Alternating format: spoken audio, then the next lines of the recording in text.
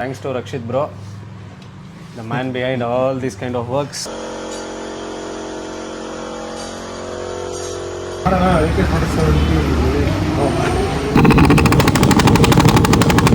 Engine ಒಳಗಡೆ juice ಬೇರೆನೇ ಇದೆ, ನಾವು ನೋಡಿದ್ದೀವಿ. ರಕ್ಷಿತ್ ಬ್ರೋ ಓಡ್ಸೋಕ್ಕೂ ಕೊಟ್ಟಿದ್ರು ನನಗೆ, ನಮ್ಮ ಅದೃಷ್ಟ ಅದು. ಬಿಲ್ಡ್ ಮಾತ್ರ ಒಳ್ಳೆ ಡ್ಯೂಕ್ ಓಡಿಸೋಂಗೆ ಫೀಲ್ ಇದೆ, ಅಷ್ಟು ಪವರ್ಫುಲ್ ಇದೆ ಗಾಡಿ ಇದು. ಡ್ರ್ಯಾಗ್ ರೇಸ್ಗೆ ರೆಡಿ ಟ್ರೈ ಮಾಡ್ತಾ ಇದ್ದೀವಿ ಮಾಡೋಣ ಅಂತ. 3 ಡಿಫ್ರೆಂಟ್ ಮ್ಯಾಪ್ಸ್ ಇದೆ, A mode, B mode, C mode. A ಮೋಡಲ್ಲಿ ಫುಲ್ ಅಗ್ರೆಸಿವ್ ಮ್ಯಾಪಿಂಗ್, ಬಿ ಮೋಡಲ್ಲಿ ಸ್ವಲ್ಪ ಅಗ್ರೆಸಿವು, ಆಮೇಲೆ ಸಿ ಮೋಡ್ ಬಂದು ಹೈ ಆಕ್ಟೆನ್ ಸ್ಪೆಸಿಫಿಕ್ ಮ್ಯಾಪಿಂಗ್ ಮಾಡಿರೋದು. ಜೆಟ್ ಸೈಜ್ ಇನ್ಕ್ರೀಸ್ ಮಾಡ್ತೀರಲ್ವಾ, ಜೆಟ್ ಸೈಜ್ ಇನ್ಕ್ರೀಸ್ ಮಾಡ್ದಂಗೆ ಪೋರ್ಟ್ ಸೈಜು ಒಂಚೂರು ಚೇಂಜಸ್ ಮಾಡಬೇಕು. ಒಬ್ಬರು ಆದರ್ಶ್ ಅಂತ ಇದ್ದಾರೆ, ಟ್ಯೂನರ್ಸ್ ಕ್ರಾಫ್ಟ್ ಅಂತ, ದೇವನಹಳ್ಳಿಲಿ ಇರೋದು ಅಂತ ಕೇಳಿ ಅಂತ ಹೇಳಿದ್ರು. ದೇವನಹಳ್ಳಿ ದೊಡ್ಡಬಳ್ಳಾಪುರ ಅಲ್ಲಲ್ಲ, ಏನಾಗಲ್ಲ, ನೋಡೋಣ. ನೆಕ್ಸ್ಟ್ ಅಪ್ಗ್ರೇಡ್ ಈ ಗಾಡಿಗೆ ಮಾಡಬೇಕಾಗಿರೋದು ಕ್ವಿಕ್ ಶಿಫ್ಟರ್. ಇಷ್ಟರಲ್ಲೇ ಶಿಪ್ಮೆಂಟ್ ಆಗಿದೆ. ಗಾಡಿ ಹೆಂಗೆ ಬಂದಿದೆ ಅದು ಕಮೆಂಟ್ ಮಾಡಿ, ನಮಗಂತೂ ಫುಲ್ ಖುಷಿ ಆಗ್ತಾ ಇದೆ. ಮಾಡಿ, ಏನೋ ಒಂದು ಮಾಡಿ. ನಮಸ್ಕಾರ ಎಲ್ರಿಗೂ, ವೆಲ್ಕಮ್ ಬ್ಯಾಕ್ ಟು ಆದೀಸ್ ವೈಬ್ಸ್. ಇವತ್ತು ನಾವಿರೋದು ಸೂಪರ್ ಬೈಕ್ ಗರಾಜ್, ನಮ್ಮ ರಕ್ಷಿತ್ ಬರೋದು ಮೋಟೋ ಡೇನಲ್ಲಿ.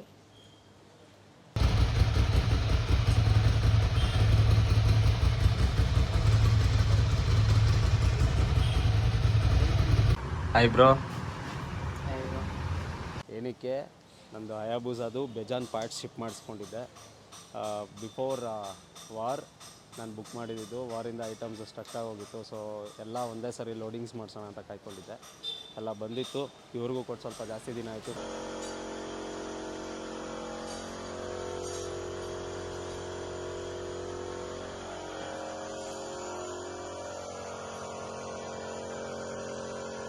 Flash back.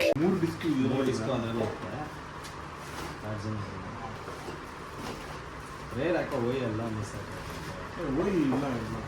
ಇದು ಚೈನಾ, ಇದು ಚೈನಾ ಎಲ್ಲ ಫುಲ್ ಚೈನಾ ಐಟಮ್.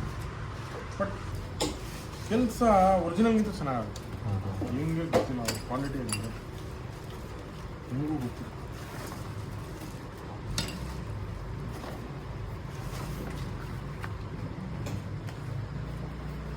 ನಾನು ಹೇಳಿದೆ ಲೋಕಲ್ ಅಂತ ಮಾಡಿದ್ದೆ, ಇಲ್ಲ ಇಲ್ಲೇ ಬರೋದು ಅಂತ.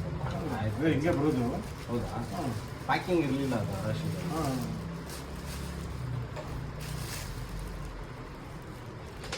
ಡಿಫ್ರೆನ್ಸ್ ಐತಲ್ಲ ಅದರಲ್ಲೂ, ಇದು ಅದಕ್ಕೂ ಇದು ಡಿಫ್ರೆನ್ಸ್ ಐತಲ್ಲ. ಡಿಫ್ರೆನ್ಸ್ ಅಲ್ಲ, ಅರಾಶಿನೇ ಇದ್ರದ್ದು ಅರಾಶಿನೇ. ಬಟ್ ಅದೇ ಇದು ಬಾಕ್ಸಲ್ಲಿ ಬಂತು, ಅದು ಸಿಂಗಲ್ ಬರಲ್ಲ ಅದರಲ್ಲಿ ಅಂತ. ವೈಸಾ ಗ್ಲಾಸಲ್ಲಿ ಏನು ಟಕಿನ್ ಆದ್ರೆ ಅದ್ರಲ್ಲಿ ಕಾಣಿಸೋದೆಲ್ಲ ಭಯ ಆಗ್ತಾ ಇರುತ್ತೆ.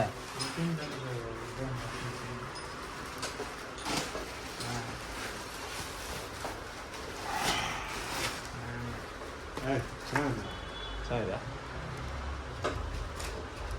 ಅವ್ನು ಟ್ಯಾಂಕ್ ಪ್ಯಾಡ್ ಒಂದು ಗಿಫ್ಟ್ ಕೊಟ್ಟ, ಟ್ಯಾಂಕ್ ಪ್ಯಾಡ್ ಬೇಡ ಅಂತ. ಅದೇ ಇರಲಿ, ಅದು ಸ್ವಲ್ಪ ಫಂಕಿ ಆಗಿದೆ ಅದರಲ್ಲಿ.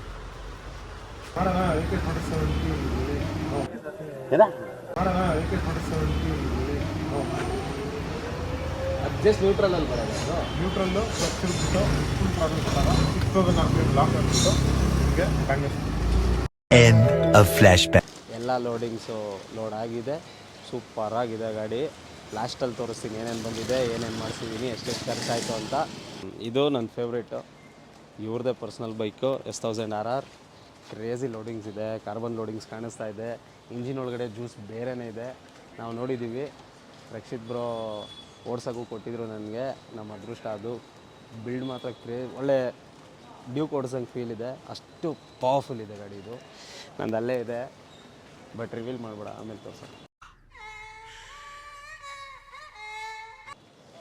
ಇನ್ನೊಂದು 2 S1000RR ಇದೆ, ಟ್ರಿಯಂಪ್ ಇದೆ, ಬೇಜಾನ್ ಗಾಡಿಗಳು. ಜಸ್ಟ್ ಅಟ್ಲೀಸ್ಟ್ ನೋಡೋಕೆ ಬಂದರೆ ನೀವು ದಿಲ್ ಖುಷ್ ಮಾಡ್ಕೊಂಡು ಹೋಗ್ಬಿಡ್ಬೋದು, ಗಾಡಿ ನೋಡ್ಕೊಂಡು ಹೋಗ್ಬೇಕು ಬಂದ್ರೂ.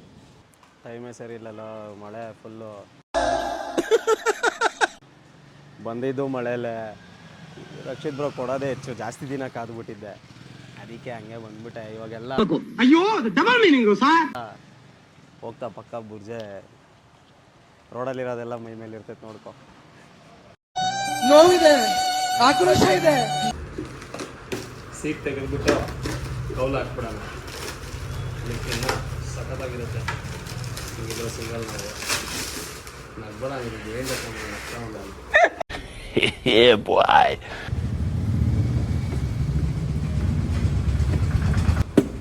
ಸದ್ಯಕ್ಕೆ ರಕ್ಷಿತ್ ಬ್ರೋನ್ ಮಾತಾಡ್ಸೋಣ ಬನ್ನಿ.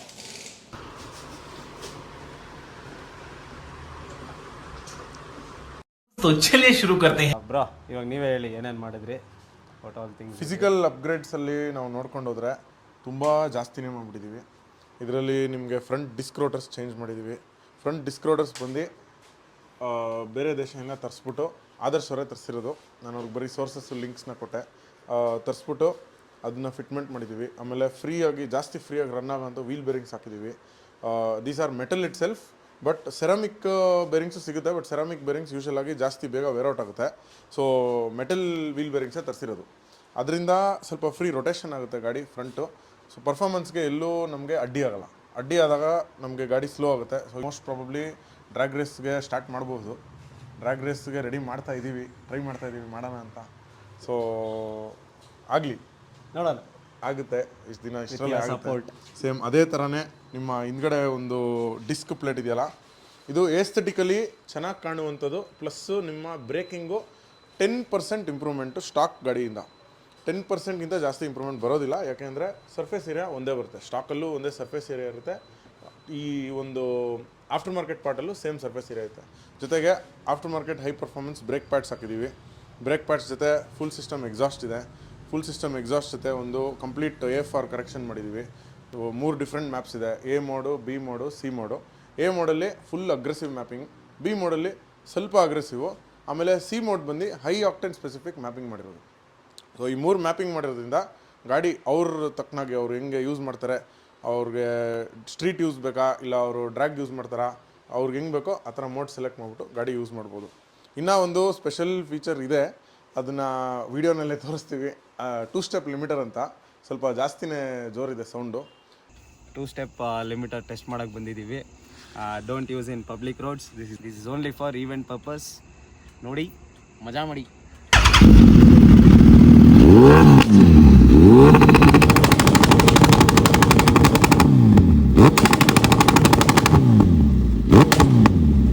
ಅದು ಬಿಟ್ಟರೆ steel braided break lines upgrade ಮಾಡಿದ್ದೀವಿ. ಸ್ಟೀಲ್ ಬ್ರೇಡೆಡ್ ಬ್ರೇಕ್ ಲೈನ್ಸ್ ನಿಮಗೆ ಬೈಟ್ ಪವರ್ ಒಂದು 5 to 10% ಇನ್ಕ್ರೀಸ್ ಆಗುತ್ತೆ ಒರಿಜಿನಲ್ ಬ್ರೇಕ್ಸ್ಗಿಂತ. ಯಾಕೆಂದರೆ ಈ ಎಕ್ಸ್ಟೆಂಡೆಡ್ ಸ್ವಿಂಗ್ ಆರ್ಮು ಹಾಕಿರೋದ್ರಿಂದ ಇವ್ರು ನೆಕ್ಸ್ಟು ರೇಸ್ ಪರ್ಪಸ್ ಯೂಸ್ ಮಾಡಬೇಕಾಗಿರೋದ್ರಿಂದ ಇದನ್ನು ಎಕ್ಸ್ಟೆಂಡ್ ಮಾಡಿರೋದು. ಅಷ್ಟು ಕಮ್ಮಿ ಸೆಕೆಂಡ್ಸಲ್ಲಿ A to B distance cover ಆಗಬೇಕು. ಆ ಕ್ವಾರ್ಟರ್ ಮೈಲು ಎಷ್ಟು ಬೇಗ A ಇಂದ B ವರೆಗೂ ಎಷ್ಟು ಬೇಗ ಹೋಗುತ್ತೆ ಅದು ಡಿಟರ್ಮೈನ್ ಮಾಡುತ್ತೆ ಈ ಗಾಡಿ ಎಷ್ಟು ಫಾಸ್ಟ್ ಇದೆ ಅಂತ. ಸೊ ಅದನ್ನು ಮಾಡ್ತಾರೆ. ಯಾವಾಗ ಮಾಡ್ತಾರೆ ಗೊತ್ತಿಲ್ಲ, ಅವರು ಸ್ವಲ್ಪ ಬ್ಯುಸಿ ಇದ್ದಾರೆ. ಏನೋ ಆದಷ್ಟು ಬೇಗ ಆಗಲಿ ಅಂತ ನಾನು ಕೇಳ್ತಾ ಇದ್ದೀನಿ. ಅದು ಬಿಟ್ಟರೆ 2 ಸ್ಟೆಪ್ ಲಿಮಿಟರ್ ಅಂತ ನಾನೇನು ಮುಂಚೆ ಹೇಳಿದ್ನಲ್ಲ, 2 step limiter is nothing but launch control. Launch control ಒಂದು ಸ್ವಲ್ಪ ಅಗ್ರೆಸಿವ್ ಆಗಿರೋದ್ರಿಂದ ಒಂದು ಸ್ಪೆಷಲ್ ಆಗಿರೋ ಒಂದು ಸೌಂಡ್ ಬರುತ್ತೆ. ಒಂದು after market double bubble wind screen ಹಾಕಿದ್ದೀವಿ. ಇದು ಏರೋಡೈನಮಿಕ್ಸ್ ಅಷ್ಟೇ. ಇದರಿಂದ ನಮಗೇನು ಸ್ಪೆಷಲ್ಲಾಗಿ ಡಿಫ್ರೆನ್ಸ್ ಬರೋದು ಗೊತ್ತಾಗಲ್ಲ. ಫುಲ್ ಬ್ಲ್ಯಾಕ್ ಕಾಣಿಸ್ತಾ ಇರಲಿಲ್ಲ. ವಿಂಡ್ ಬ್ಲಾಸ್ಟ್ ಈಗ ಹೈ ಸ್ಪೀಡ್ಸ್ ಒಂದು 140-150 ಮೇಲೆ ಹೈ ಸ್ಪೀಡ್ಸಲ್ಲಿ ಗಾಡಿ ಓಡಿಸಿದಾಗ ಇದು ವಿಂಡ್ ಬ್ಲಾಸ್ಟ್ನ ಕಮ್ಮಿ ಮಾಡುತ್ತೆ. ಏರೋಡೈನಮಿಕಲಿ ತುಂಬ ಪ್ಲೀಸಿಂಗ್ ಆಗಿರುತ್ತೆ ಗಾಡಿ, ಚೆನ್ನಾಗಿ ಓಡುತ್ತೆ. ಅವ್ರಿಗೆ ಸ್ಟ್ರೆಸ್ ಆಗೋಲ್ಲ, ಗಾಡಿ ಓಡಿಸ್ತಿರೋ ಅಂಥವ್ರಿಗೆ ರೈಡರ್ಗೆ ಸ್ಟ್ರೆಸ್ ಆಗೋಲ್ಲ ಗಾಡಿ. ಅದಕ್ಕೆ ಏರೋಡೈನಮಿಕ್ಸ್ ಇಂಪಾರ್ಟೆಂಟ್. ಯಾವಾಗಲೂ ಏರೋಡೈನಮಿಕ್ಸ್ A to Z ನೋಡಬೇಕು. 90% ಜನ ಏರೋಡೈನಮಿಕ್ಸ್ ಬಗ್ಗೆ ಕೇರ್ ಮಾಡಲ್ಲ. ಗಾಡಿ ಫಾಸ್ಟ್ ಹೋಯ್ತಾ ಅಷ್ಟೇ ನೋಡ್ತಾರೆ. ಎಕ್ಸಾಸ್ಟ್ ಆಗ್ತಾರ ಅದಕ್ಕೆ ಟ್ಯೂನ್ ಮಾಡಬೇಕು ಅಂತ ಗೊತ್ತಿರಲ್ಲ. ಒಬ್ಬೊಬ್ರಿಗೆ ಅರ್ಧ ನಾಲೆಡ್ಜ್ ಇರುತ್ತೆ, ಒಬ್ಬೊಬ್ರಿಗೆ ಫುಲ್ ನಾಲೆಡ್ಜ್ ಇರುತ್ತೆ, ಒಬ್ರಿಗೆ ಅದ್ರ ಬಗ್ಗೆ ನಾಲೆಡ್ಜೇ ಇರೋದಿಲ್ಲ. ಸೊ ನಾವು ಅದನ್ನು ತಿಳ್ಕೊಂಡು ಅವ್ರಿಗೆ ಹೆಂಗೆ ರಿಯಾಲಿಟಿ ಚೆಕ್ ಬೇಕು ಆ ಥರ ನಾವು ಕೇಳಿಬಿಟ್ಟು ನೀವು ಯಾವ ಥರ ಓಡಿಸ್ತೀರಾ ಅಂತ ಕೇಳಿ ಒಂದು ಕಸ್ಟಮ್ ಆಗಿ ಟ್ಯೂನ್ನ ಸ್ಟಿಚ್ ಮಾಡ್ತೀವಿ. ಈ ಥರ ECUಸ್ಗೆ ಏನೇ ಮಾಡ್ತೀವೋ ಅದನ್ನೆಲ್ಲ ಸ್ಟಾಕ್ ECUಲೇ ಮಾಡ್ತೀವಿ. ಯಾವುದು ಪಿಗಿ ಬ್ಯಾಕ್ ಅಂತ ನಾವು ಯೂಸ್ ಮಾಡಲ್ಲ. ಪಿಗಿ ಬ್ಯಾಕ್ಸು ಏನಾಗುತ್ತೆ, ಪಿಗಿ ಬ್ಯಾಕ್ ಹಾಕ್ತಾರೆ ಜನ. ಪಿಗಿ ಬ್ಯಾಕ್ ಹಾಕಿದಾಗ ಫ್ಯೂಲಿಂಗು ಜಾಸ್ತಿ ಆಗುತ್ತೆ, ಇಂಜಿನಿಗೆ ಫ್ಯೂಲಿಂಗ್ ಜಾಸ್ತಿ ಆಗುತ್ತೆ, ಆಗಲ್ಲ ಅಂತ ಹೇಳಲ್ಲ. ಬಟ್ ವಾಪಸ್ಸು O2 ಸೆನ್ಸರ್ ಇರುತ್ತೆ ಗಾಡಿ ಎಕ್ಸಾಸ್ಟಲ್ಲಿ. ಆ O2 ಸೆನ್ಸರ್ ವಾಪಸ್ ಪಿಗಿ ಬ್ಯಾಕ್ಗೆ ಹೇಳುತ್ತೆ, ಸ್ವಲ್ಪ ಫ್ಯೂಲ್ ಕಮ್ಮಿ ಮಾಡಪ್ಪ ನೀನು, ರೆಸ್ಟ್ರಿಕ್ಟ್ ಮಾಡು ಅಂತ ವಾಪಸ್ಸು ECUಗೆ ಹೇಳುತ್ತೆ. ಅದಾದಮೇಲೆ ಪಿಗಿ ಬ್ಯಾಗು ಅದೇ ಸಿಗ್ನಲ್ ಬಂದಾಗ ಮತ್ತೆ ಫರ್ದರ್ ರಿಡ್ಯೂಸ್ ಆಗುತ್ತೆ. ಸೊ ಗ್ರಾಫ್ ಏನು ನಮಗೆ ಪರ್ಫಾರ್ಮೆನ್ಸ್ ಗ್ರಾಫ್ ಮೇಲೆ ಹೋಗುತ್ತಲ್ಲ ಅದು ಇನ್ನೂ ಕೆಳಗಡೆ ಬರೋಕ್ಕೆ ಸ್ಟಾರ್ಟ್ ಆಗುತ್ತೆ ಪರ್ಫಾರ್ಮೆನ್ಸ್. ಅದಕ್ಕೆ ಪಿಗಿ ಬ್ಯಾಕ್ಸ್ ರೆಕಮೆಂಡೆಡ್ ಇಲ್ಲ. ಬಟ್ ಒಂದು ಕೆಲವು ಪಿಗಿ ಬ್ಯಾಕ್ಸ್ ಹೆಂಗಿದಾವೆ ಅಂದರೆ ಕ್ಲೋಸ್ಡ್ ಲೂಪ್ ಫ್ಯೂಲ್ ಇಂಜೆಕ್ಷನಲ್ಲಿ ವರ್ಕ್ ಆಗುತ್ತೆ. ಆ closed loop fuel injection convert ಮಾಡಿದಾಗ ಪರ್ಫಾರ್ಮೆನ್ಸ್ ಎಷ್ಟು ಬೇಕೋ ಅಷ್ಟು ನಾವು ಎಕ್ಸ್ಟೆಂಡ್ ಮಾಡ್ಬೋದು. ಈ ಥರ ಓಡುತ್ತೆ ಗಾಡಿ. ನಮಗಿವೇನು ಅರ್ಥ ಆಗಲ್ಲ ಅಂತ. ಅದು ಅವ್ನು ಭಾಷೆ ಮಾತಾಡಿದ್ದು ಅದೊಂದು ಭಾಷೆ ಅಲ್ಲ ಇವ್ರಿಗೆ ಬಿಟ್ಟು. ಅದು ಈಗ ಸಿಂಪಲ್ ಒಂದು ಎಕ್ಸಾಂಪಲ್ ಕೊಡ್ತೀನಿ. ನಿಮ್ಮ RX-Z ಇಲ್ಲ RX ಅಲ್ಲಿ ಜೆಟ್ ಸೈಜ್ ಇನ್ಕ್ರೀಸ್ ಮಾಡ್ತೀರಲ್ವಾ, ಜೆಟ್ ಸೈಜ್ ಇನ್ಕ್ರೀಸ್ ಮಾಡ್ದಂಗೆ ಪೋರ್ಟ್ ಸೈಜು ಒಂಚೂರು ಚೇಂಜಸ್ ಮಾಡಬೇಕು. ನನಗೆ ಅಷ್ಟೊಂದು ಐಡಿಯಾ ಇಲ್ಲ. 2 ಸ್ಟ್ರೋಕ್ಸ್ದು ಒಂದು 25% 30% ನಾಲೆಡ್ಜ್ ಇದೆ. ಮಾಡಲ್ಲ ಅವ್ರು ಕಾಣಲ್ಲ ಕೆಲಸ ಜಾಸ್ತಿ ಅವ್ರಿಗೆ. ತುಂಬ ಪೇಷನ್ಸ್ ಬೇಕು. ಯಾಕಂದರೆ 2 ಸ್ಟ್ರೋಕು ಬೇರೆ ಥರನೇ ಎಮೋಷನ್ ಎಲ್ಲರಿಗೂ. ಈಗ ನಾವು ಇಲ್ಲಿ ಫ್ಯೂಲಿಂಗ್ ಇನ್ಕ್ರೀಸ್ ಮಾಡಿದ್ರೆ ಇಲ್ಲಿ ಜೆಟ್ ಇನ್ಕ್ರೀಸ್ ಮಾಡಬೇಕು, ಸಾರಿ ಪೋರ್ಟ್ ಸೈಜಸ್ ಎಲ್ಲ ಇನ್ಕ್ರೀಸ್ ಮಾಡಬೇಕು. ಅದೆಲ್ಲ ಡಿಫ್ರೆನ್ಸಸ್ ಇರುತ್ತೆ. Air filter, carburettor size, flat slide, round slide, CV ಇದೆಲ್ಲ ಡಿಫ್ರೆಂಟ್ ಕಾರ್ಬೋರೇಟರ್ಸ್ ಬರ್ತವೆ. ಇಷ್ಟೆಲ್ಲ ಐಡಿಯಾಸ್ ಇದೆ ಸ್ಪೆಷಲ್ ಆಗಿ. ಇವ್ರ ರೈಟ್ಗೆ ಯಾವ್ದಾದ್ರು ಒಂದು RX ಬೇಗ ಕೊಡಿಸ್ತೀನಿ ನಾನು. ಇವ್ರ ರೈಟ್ಗೆ ಫುಲ್ ಲಿಫ್ಟ್ ಮಾಡಿ ಎಲ್ಲಿ ನಿಲ್ಸ್ಕೊಳ್ಳಿ ಸರ್, ಜಾಗ ಇಲ್ಲ. ಇಲ್ಲೇ ಮೇಲೆ ನಿಲ್ಸ್ಬಿಡೋಣ. ಇಲ್ಲೇ ಶೋಕೇಸ್ ಮಾಡ್ಬೇಕು ನಿಮ್ಗೋಸ್ಕರ ಒಂದು ಆದರ್ಶ ಅಂತ. ಇಲ್ಲೇ ಎಲ್ಲ ತೆಗ್ಲಾಕೋಣ ಎಲ್ಲಾದ್ರೂ. ನಿಮ್ದು ಫಸ್ಟ್ ಸ್ಟಿಕ್ಕರ್ ಇರುತ್ತೆ ಟ್ಯೂನರ್ಸ್ ಕ್ರಾಫ್ಟ್ ಅಂತ. ಅಯ್ಯೋ ನಂದೇ ಗಾಡಿ ತಂದ್ಬಿಟ್ಟು ನಿಲ್ಸ್ಬಿಡಂತ.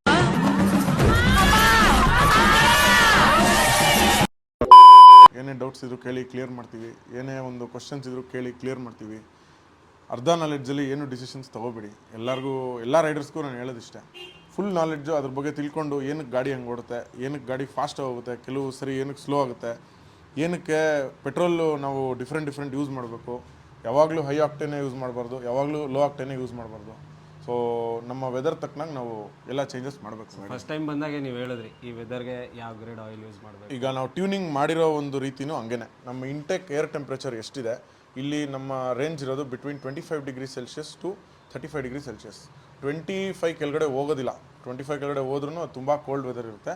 ಸೊ ಈವನ್ ಇಫ್ ನಾವು 18°C ಒಂದು ಟೇಬಲ್ ಸ್ಟಾರ್ಟ್ ಮಾಡ್ಕೋಬೋದು. 18°ಇಂದ ಹಿಡಿದು up till 35°C we can design a tune. ನಿಮಗೆ ಟ್ಯೂನಿಂಗ್ ಹೆಂಗೆ ಬೇಕೋ ಆ ಥರ ಮಾಡ್ಕೊಡ್ತೀವಿ. ಇದು ಬಂದು ideal temperature 25 to 35 ideal temperature. ಇನ್ನೊಂದು ಸ್ವಲ್ಪ ಎಕ್ಸ್ಟೆನ್ಸಿವ್ ಆಗಿ ಟ್ಯೂನ್ ಮಾಡಬೇಕು ಅಂದರೆ ಅದನ್ನು 18°C ಚೇಂಜ್ ಮಾಡಬೇಕಾಗುತ್ತೆ. ಸ್ಟಾರ್ಟಿಂಗ್ ಟೇಬಲ್ ಈ ಥರ ಓಡುತ್ತೆ ಗಾಡಿಗಳು.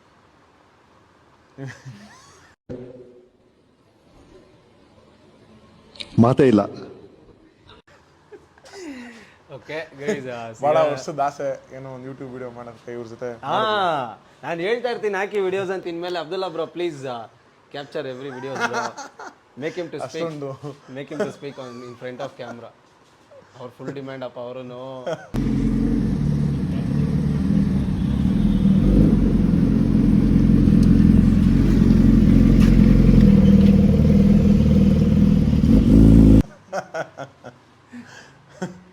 ಅವ್ರು 10R ರೆಡಿ ಮಾಡ್ತಾರೆ, ನಾವು ಹಾಯಾಬುಸಾ ರೆಡಿ ಮಾಡ್ತೀವಿ. 10R ಸಾವುಕಾರದ ರೆಕಾರ್ಡ್, ವರ್ಲ್ಡ್ ರೆಕಾರ್ಡ್ ಬೇರೆ ಇದೆ. ನೋಡೋಣ. ನೆಕ್ಸ್ಟ್ ಅಪ್ಗ್ರೇಡ್ ಈ ಗಾಡಿಗೆ ಮಾಡಬೇಕಾಗಿರೋದು ಕ್ವಿಕ್ ಶಿಫ್ಟರ್. ಇಷ್ಟರಲ್ಲೇ ಶಿಪ್ಮೆಂಟ್ ಆಗಿದೆ, ಬಂದ ತಕ್ಷಣ ಹಾಕ್ಬಿಟ್ಟು ಇವರು ಒಂದು ವೀಡಿಯೋ ಮಾಡಿಬಿಟ್ಟು ನಿಮಗೆ ಎಲ್ಲ ತಿಳಿಸ್ಕೊಡ್ತಾರೆ ಹೆಂಗಿದೆ ಅಂತ ಕ್ವಿಕ್ ಶಿಫ್ಟ್ರು. ನಾನು ಏನಕ್ಕೆ the only guy trust on super bikes ಅಂದಿದ್ದು ಅಂದರೆ, not only mechanical, he knows every technical stuff also. So just mechanical works ಅಲ್ಲ, ಹಿಂಗೆ ಎಕ್ಸ್ಪ್ಲೇನ್ ಮಾಡೋರು ಸೂಪರ್ ಬೈಕ್ಸ್ ಇಟ್ಟಿರೋರು ನಾನು ನೋಡಿಲ್ಲ. So that's the main thing why I trust Motoden and Rakshit bro. Almost 7 to 8 years ನಾನು ಇವ್ರ ಫ್ಯಾನು 100%. ಯಾಕೆ ಅಂದರೆ ನಾನು ಮುಂಚೆಯಿಂದ ನಾನು ಇನ್ಸ್ಟಾಗ್ರಾಮಲ್ಲಿ ನೋಡ್ತಿದ್ದಾಗ ನನ್ನ ಫ್ರೆಂಡ್ಸ್ಗೆ 2 ಸ್ಟ್ರೋಕ್ ಇದ್ದಾಗ ಯಾರಿದ್ದಾರೆ ಅಂತ ಗೊತ್ತಿರಲಿಲ್ಲ. ಅವ್ರು ಹೆಂಗೆ ಗೊತ್ತಾದರು ಅಂದರೆ, ಯಾರೋ ಒಬ್ಬರು ಹರಿಹರ ಊರಿದೆ, ಅಲ್ಲಿಂದ ಯಾರೋ ಒಬ್ಬರು ಸಮುರಾಯ್ ತೊಗೊಂಬಂದಿದ್ರು. ಆ ಸಮುರಾಯಿಗೆ ಪಾರ್ಟ್ಸ್ ಬೇಕು ಅಂತ ಕೇಳಿದರು. ನನಗೆ ಗೊತ್ತಿಲ್ಲ ಸರ್ ಎಲ್ಲಿ ಸಿಗುತ್ತೆ ಅಂತ ಹೇಳಿದ್ದೆ. ಒಂದು ದಿನ ಏನು ಮಾಡಿದ್ರು, ಸರ್ ಒಬ್ಬರು ಆದರ್ಶ್ ಅಂತ ಇದ್ದಾರೆ ಟ್ಯೂನರ್ಸ್ ಕ್ರಾಫ್ಟ್ ಅಂತ ದೇವನಹಳ್ಳಿಲಿರೋದು ಅಂತ ಕೇಳಿ ಅಂತ ಹೇಳಿದ್ರು. ದೇವನಹಳ್ಳಿ ದೊಡ್ಡಬಳ್ಳಾಪುರ ಅಲ್ಲಲ್ಲ ಏನಾಗಲ್ಲ. ಸೊ ಅವಾಗ ನನಗೆ ಗೊತ್ತಾಯಿತು, ಅವಾಗ ಇವ್ರು ಪರಿಚಯ ಆಗಿದ್ದು ನನಗೆ. ಅದಾದಮೇಲೆ ಸಿಕ್ಕೇ ಇಲ್ಲ ನಾವು, ಏನೋ ಕಾಲ ಕೂಡು ಬಂತು, ಸಿಕ್ಕಿದ್ರು. ಆಲ್ಮೋಸ್ಟ್ ಒಂದು 8 to 9 monthಸಿಂದ ನನಗೆ 100% ಪರ್ಸ್ನಲ್ ಪರಿಚಯ ಅಷ್ಟೇ. ಸ್ಪೆಷಲ್ ಫುಲ್ ಕ್ಲೋಸ್ ಫ್ರೆಂಡ್ಸ್ ಇವಾಗ. ಅದು ಹೆಂಗೋ ಇದ್ದಿದ್ದು ಹೆಂಗೋ ಆಗೋಯ್ತು ಇವಾಗ. ನೆಕ್ಸ್ಟ್ ವಿಡಿಯೋ ಮಾಡೋಣ. ನೆಕ್ಸ್ಟ್ ವಿಡಿಯೋ ಇನ್ನೊಂದು ಸರಿ ಮಾಡೋಣ. ಸರಿ, ಹುಷಾರಾಗಿ ಓಡಿಸಿ, ಎಲ್ಲೇ ಹೋದ್ರು ಥ್ಯಾಂಕ್ಸ್ ಟು ಸೇಫ್ಟಿ ಗೇರ್ ಹಾಕೊಂಡು ಓಡಿಸಿ. Thank you bye. Thank you. Rakshit bro ಹತ್ರ ಬಿಟ್ಟರೆ ಪೇಷನ್ಸ್ ಇರಲಿ, ಜಾಸ್ತಿ ತಲೆಗೆ ಹಾಕಕ್ಕೆ ಹೋಗ್ಬೇಡಿ, ಕೆಲಸ ಚೆನ್ನಾಗಿ ಮಾಡಿಕೊಡ್ತಾರೆ. ಸ್ಯಾಟಿಸ್ಫ್ಯಾಕ್ಷನ್ ಬೇಕು ಅಂದರೆ ತಲೆಗೆ ಹಾಕ್ಬೇಡ್ರಿ. ಫಸ್ಟ್ ಆಫ್ ಆಲ್ ಅವ್ರ ಅಪಾಯಿಂಟ್ಮೆಂಟ್ ತೊಗೊಳೋದು ನಮಗೂ ಕಷ್ಟನೇ.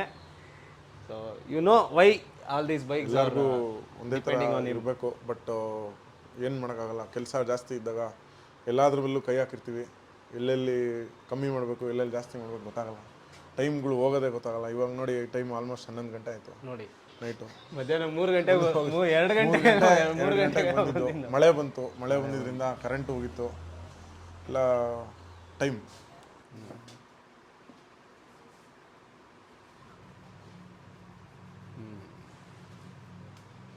Thanks to Rakshit bro, the man behind all these kind of works. Only guy I trust Only guy I trust for two strokes. I thank you Indeed, very famous celebrity. ತುಂಬಾ famous party. Famous ಎಲ್ಲ ಇಲ್ಲ ಅದೇ ಇಲ್ಲ. ನಿಮ್ ಮುಂದೆ ಏನು ಇಲ್ಲ ಸುಮ್ಮನೆ ಇಲ್ಲ ಇಲ್ಲ ಇಲ್ಲ ನಮ್ಮೆಲ್ಲ ಅಷ್ಟೊಂದು ಫೇಮಸ್ ಇಲ್ಲ.